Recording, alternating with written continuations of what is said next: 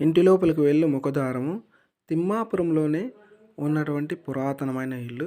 ఇప్పటి వరకు తిమ్మాపురంలో నివసిస్తున్న 90% ప్రజలు ఈ హౌస్‌లోనే బావి ఉంది అని ఎవరు చూడలేదు. అంటే అప్పటి పెద్దలు ఏమైనా చూసింటారు. ఇప్పటివరకు ఎవరు చూసిండ్రు. చాలా అద్భుతమైన కట్టడం అండి. చాలా పెద్ద హౌసు. ఇక్కడ పశువులు, మనుషులు అందరూ ఒకే ఇంట్లోనే ఉండేవారు.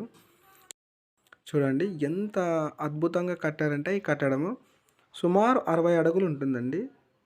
చూడండి ఆ రాతి కట్టడం కానీ, ఎక్కి దిగడానికి మెట్లు కానీ, అంటే బావిలోనే ప్రతి దానికి నీరు వాడుకునేవాళ్ళు. చూడండి చాలా అద్భుతంగా చిన్నగా ఇట్లా 6 అడుగులు, అట్లా 6 అడుగులు ఉంటుంది. లోతు 60 అడుగులు ఉంటుందండి. చాలా అద్భుతంగా ఉంది. అన్ని చెట్లు పెరిగిపోయి అంతా మొత్తం కంపలు అవన్నీ పెరిగిపోయాయి. పురాతనమైన ఇల్లు చాలా అద్భుతం అండి.